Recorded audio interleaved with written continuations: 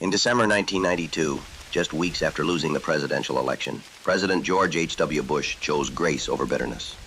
In a moment of humility and humor, he invited SNL's Dana Carvey, famous for his spot-on impression of the president, to the White House Christmas party. What followed was a warm, self-deprecating roast that honored the outgoing staff and captured Bush's good-natured spirit as he prepared to leave office. This is very, very strange. The way to do the president is to start out with Mr. Rogers. It's a beautiful day in the neighborhood. Then you add a little John Wayne. Here we go, let's go over the rich. You put them together, you got George Herbert Walker Bush. I was doing an interview with People magazine. They said, hold for the president. Dana, how you doing? And at first you're like, come on, who is this? Well, thought you might come out, you know. Been quite a year. Got a little nauseous there in Tokyo.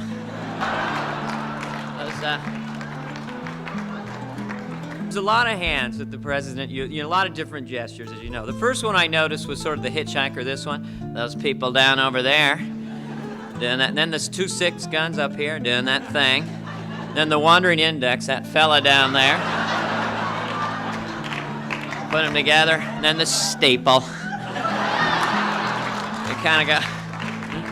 So, of course, I completely exaggerated it, you know. But in all fairness, on Saturday Night Live, you know, we do everyone. We do Bill Clinton, we do Ross Perot. Of course, I did do Ross Perot. And here is the deal, see. Now, he's got one eye almost shut like that, see. Here it is. Now, Christmas season, isn't this nice? I love those Christmas songs. Rudolph the Red-Nosed Reindeer. Now, what the hell is a red-nosed reindeer? A reindeer with a drinking problem, I swear. Well... that was good. Not as good as when he does me, though.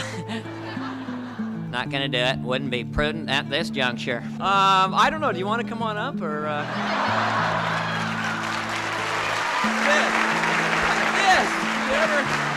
You're like, we got to bring them together. My wife does a terrific Barbara Bush impression, so I'll. This is my wife, Paula. But I got to say that your boss has a terrific sense of humor, and got a little tongue twister there. Dana's given me a lot of laughs. He said to me on the phone, you sure you really want me to come there? And I said, yeah. And the fact that we can laugh at each other is a very fundamental thing.